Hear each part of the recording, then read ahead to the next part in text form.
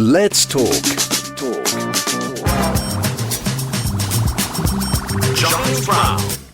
Empires of Spymasters covers the secret war between the British Empire and Imperial Japan from the turn of the century till 1941. It is the new book by Panagiotis Dimitrakis, and I'm delighted to say that once again he joins us live on the show. Good morning to you, sir. Thank you for inviting me. It's great having me and talk about my book. It's a great honor. Whereabouts are you this morning? Are you over in Greece? Are you in Cyprus? Whereabouts are you this morning? Where do we find you?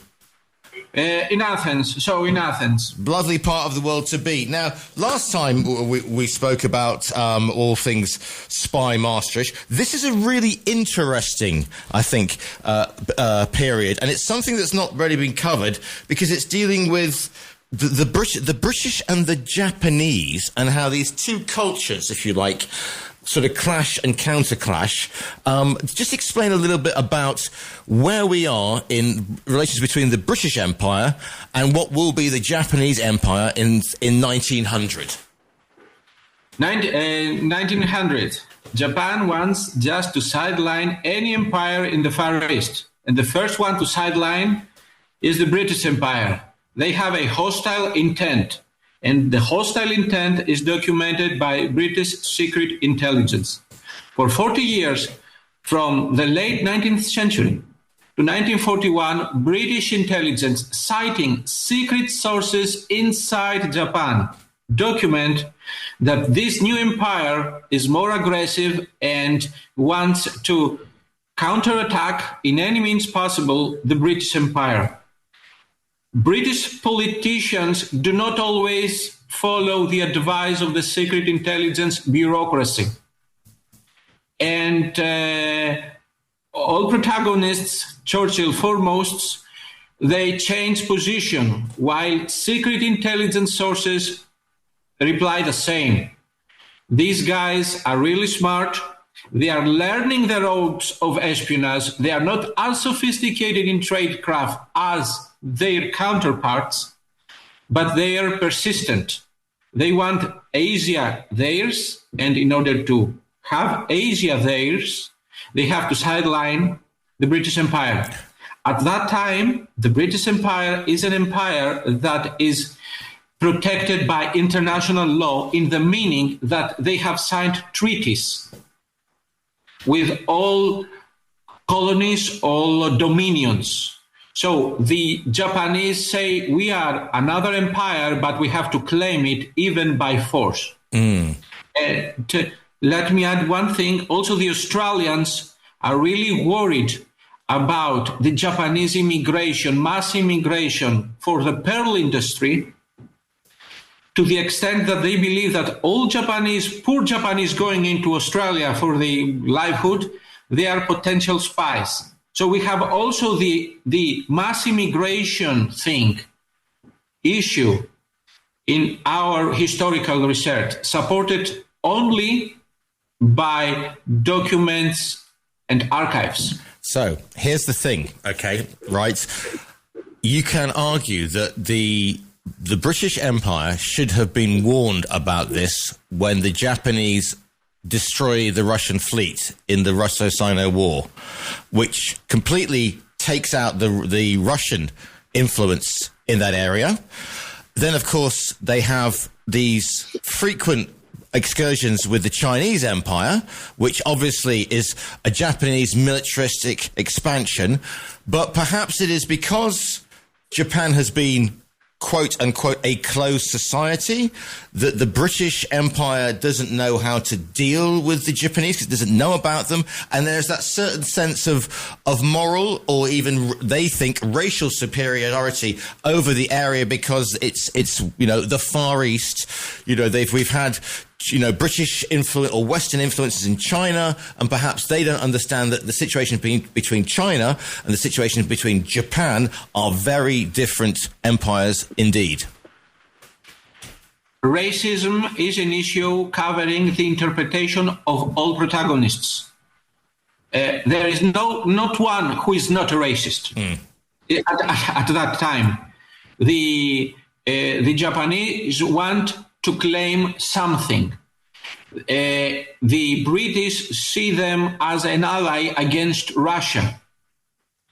However, by the 1910, British industrialists say we are sidelined by Japanese interests in the Japanese occupied territories in China and in Korea.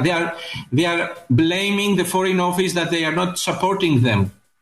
And the British industry back in England complains that these Japanese mechanics who come here, they just want details of our technology. Why? They are indiscreet. So the Japanese try to mass technology and they gain it. They have a time space that the British officialdom does not suspect them. So at this time frame, they gather technology. And espionage is not so much military espionage as industrial espionage. So are they coming over then? Are the Japanese spies then, or the people gathering intelligence, are they coming over with the cover of we are coming to look at your yes, with covers of selling technology, of buying technology, of internships, similar things that we see here, that we see in our world today, not from Japan, of course. Yeah. So they get into the society, and gradually they mass bits of information that boost their aviation technology, creating the legendary Zero fighter bomber, to the extent that by the late 30s they are not interested in technology. They say, we have enough. Let's talk about some confidential gossip that we could get from Whitehall as to what extent the British government, not the intelligence services, the British government are really up to confronting us. So espionage thrives when you do not suspect your enemy, your opponent, that any piece of information you feel that it's not worth keeping it. You know, you talk about aviation and the Zero, the wonderful plane, but at this point, British Empire is founded on shipping, on naval power. Great Britain, the rise of Great Britain is the rise of the Royal Navy, and the influence around the disproportionate influence of the British Empire is down to the Royal Navy. And so surely the Japanese, having defeated the Russian Navy, want to be looking at naval stuff as well, naval intelligence, naval developments. Is that one of the focuses for there because of the power of the British Navy? Yes, because in 1914, we have a change in the naval arsenal. We have the naval aviation, the predecessor of the carrier. Yeah. So strategic thinkers start understanding that in order to project power, you don't need always big caliber guns. You need a platform for you to get your airplanes to bomb something, to bomb a port, to bomb strategic infrastructure. So they focus their industrial intelligence gathering in planes and in how to land planes on tenders. Yeah. And unfortunately, in the 1920s, British aviation industry experts accepted to go to Japan and offer their know-how. Know-how means that the other industry won't face the delays and the technical problems you already faced and produced something functioning. So they saved them time, strategic time, that they could use the bomber based on an aircraft carrier. Here's the thing as well, because Britain at this point, as the 10s move into the 20s, Britain has huge problems. It has Ireland in the 20s at home, if you like, next on the islands, the Irish civil wars breaking out. But India is the big thing. India is the jewel in the crown. They are worried about what the situation is with independence with India, and they don't make the link what could possibly happen if Japan, which actually comes to pass, that Japan becomes a power, and then they take over and they move through eventually to Burma and get into India. But they don't see that coming because, again, they underestimate Japanese resources and the will to increase the empire. Since the Great War, MI5 had specific information, citing secret sources, of a Japanese-India separatist link. So Indian revolutionaries find a new host in Japan, and Japan never extradited people implicated in assassinations and bombings. And the success of British intelligence was that the Indians, secret agents working for MI6, had access to Japanese officialdom dinners and meetings and reported of the evolving attitude of Japan to turn against Britain, also hosting and supporting Indian separatists. So it was not only a problem of military intelligence seeing on the map when they will expand their brigades on a map. It was the intention confirmed by spies. Of course, the problem is for them, for the Indians, is that there are Indian units who fight with the Japanese, and then they discover that life under a Japanese empire would be even worse than life under a British empire because of Japan's attitude to the countries like Korea, like China, which it takes over. Yes, indeed, there are racist characterizations in Japanese sources about Indians or British, but the Indian units are within the context of the Second World War. Yeah. I'm not going into the Second World War. It would be impossible in terms of narrative. Sure. To cover the Second World War. So what is the British policy then when Japan has this expansionist policy? You know, it's as I said before, we have the aggressive actions in China. How does the British government react? And does it have any warning that there's going to be this invasion of Manchuria, for example, in the 30s, or the situations that happened in the 20s? And does that change a sort of a pro-Japanese policy to a pro-Chinese policy? Yes, it changes over the crisis. Yeah, it is a policy per crisis, an ad hoc policy of managing an international crisis that they don't feel it is the most severe crisis. It is just use diplomacy, use some balancing, but indeed it's too far to send the fleet. It's too expensive to send the fleet, and in fact, sending the fleet has to be a part of a broader military and political strategy. You just don't steam 3 ships. So they don't have it. And in the 1930s also is a dramatic period also for England for various reasons. And Churchill understood one thing, in spite of his mistakes and assessments, that if the Japanese do something really inappropriate, they will have to deal with their strategic antagonists, the United States. And once they make the mistake of poking at the United States, a victory and their defeat is certain. He was right in this because he understood the potential of a clash between America and Japan that culminates, as the book says, reads in the first chapters, since the early 20th century, of American generals warning about the Japanese peril in their coasts and all these, all the American fear. How do the British go about recruiting spies to get the information out of Japan and what's happening? Because again, the society itself has become the worship. Now, this is a myth. Yeah. Yes, this is a myth. All people talk, and Japanese people talk, especially in bars, in military yards, when they construct powerful ships, they talk. And fortunately, I found direct references in archival material of the Admiralty and the War Office that report the tidbits of spies, Japanese spies, about the construction. And here is the thing.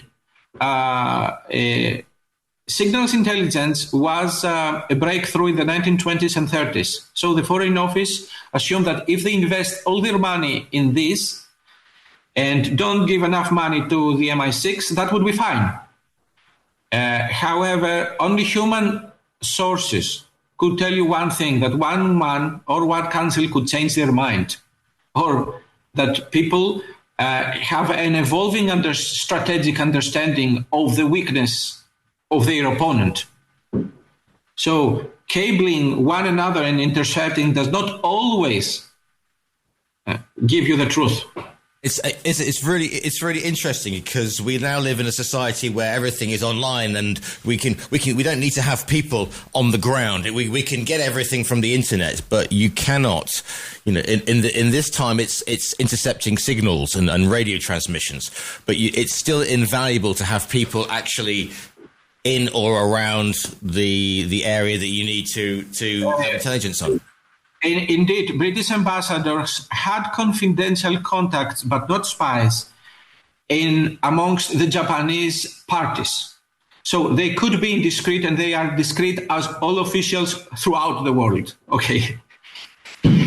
However, the apparatus of a secret intelligence network was not that developed. But this book's citing documents shows that there were spies, and some paid also with their lives, trying to unveil the military potential and the intention of Japan in the late 30s. And it is my belief that all these stories of Ian Fleming in You Only Live Twice do come from gossip and legends in the Admiralty about how they viewed their Japanese opponent. And I read also in the Moonraker some, this is not presented in the movie, that the first kill of Bond, in order to become the infamous double O,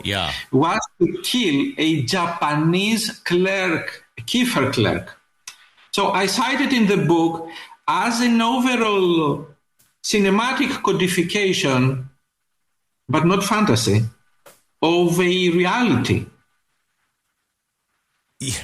I never know where I'm going to go with my interviews with you, Panagiotis, because we start with technical and strategic aims, and we end up with Moonraker, which is wonderful. It's just absolutely Everything is connected as long as you are careful not to jump into conclusions. So I had also to investigate about movies. In the Japanese late 60s movies show the Spymaster as truly dark personality. Yeah. A dark personality that also has remorse.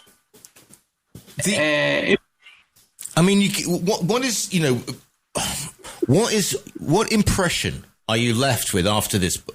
Because there is this militaristic imperial society that is expanding and expanding, and has this the emperor is on top of it as well as the teacher, as the head, if you like, of it. What is your feeling then? I mean, do you think that the British moved too slow? Was it inevitable? If we'd had more, had there been more accurate information, would it have been possible to do anything? Were the Australians right to be worried? I mean, what is are you just shining a light on what the situation was so that people can understand the aims of Japanese policy? Because it seems the aim of Japanese policy was just for other people to accept their imperial aspiration. They had a simplistic understanding of how the world was run in 20th century. And they assumed that imperialism was some sort of a post-Napoleonic mentality. It was crucial for the British leadership to be educated by secret intelligence throughout the years, something ministers and prime ministers always avoid to be educated in the field.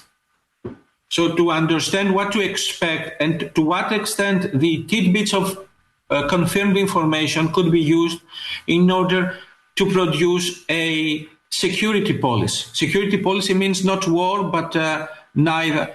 A Cold War. A Cold War does not turn into a hot war because everybody is careful that it is being watched and the moves are like chess. Were there any sort of Japanese diplomats who could see what was going on and then just suddenly went, who were pro-Western, if you like, who'd grown up in and suddenly went, the Japanese are very independent-minded people. Yeah. They don't follow the emperor. The emperor does not appear. They have individually a belief that whatever I do, even a coup, could serve the emperor. So they have an individualistic approach, not a mass approach, as we misinterpret them. And they believe that the expansion is good. Yeah, it's interesting. It's interesting you say that because we look at the Japanese in this period. And expansion of industry, finding resources for our industry. Steel, oil, rubber. We need our industry. They have an economic understanding of their industry. So we need to expand whenever we can. And the Chinese, we feel they are weak. We feel they weren't weak. And we can gain a new Asia for Asians. By Asia for Asians, this motto meant that Japanese primus inter pares. We would be the first. Yeah. So they had an idea of imperialism that was in the minds of European officialdom about 30 years ago. They did not have a contemporary understanding of how you could gain without always using force. How did you research it? Because we've talked about your previous books.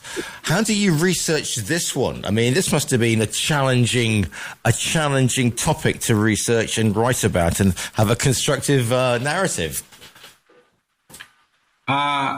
Foremost, I look into the National Archives, mainly British intelligence archives. Then I move to Foreign Office or Admiralty. I do not, and this could sound paradox, I do not read bibliography before I have fully researched and write from primary sources. Because on many occasions, secondary bibliography from fine authors who have an impeccable prose, better than mine, could produce some inaccuracies that could lead your analysis and the way you view the historical episode you are researching in a chapter. Yeah. So journal articles of academic nature and books come at last. First, let's see what the sources say. Poor sources, okay, we have poor sources. Rich sources, we have rich sources, but we have primary sources. Because otherwise, if you read the established literature, they know how it works out in the end, so it's coloured because we kind of know the end result. Whereas if you've got a primary source written at the time, they don't know what's happening in 6 months' time or in 6 years' time. So it's as fresh as if it just landed in your inbox. Oh, right. And for example, using the word spy for Sempill, you need to think he was not a spy. But you need to think the primary source. What do they conclude about him? So words and phrases are very important in history writing. Readers might enjoy them. However, we have the responsibility to be accurate 100%. What are you hoping? Not creating impressions. What are you hoping that people will learn from your book, Panagiotis? It is a humble attempt to enrich the bibliography and someone could replace the names, but I won't go into naming now the names of the countries, that because security and intelligence problems do repeat themselves. Diplomatic to the end. Listen, it's more than a humble attempt. It's a magnificent book because it shines a light on a period that I am pretty much unaware of, but it's fascinating. Listeners, you can order it by going onto our website. You will find the front cover, click on it, and it will be sent to you. The book is called Empires of Spymasters. It's by Panagiotis Dimitrakis. And once again, it has been absolutely brilliant to speak to you. Where can people find you online, my friend? I have a Facebook, if you mean a Facebook or Instagram page, or website, or you just write on Google Panagiotis Dimitrakis. You just write that. I've been trying to pronounce it, but anyway, listen, Panagiotis Dimitrakis, as always, great to speak to you. I'm sure we'll speak again in the near future, but once again, thank you. Yes, we will speak. Thank you so much for your time today. Thank you so much for having me. Thank you.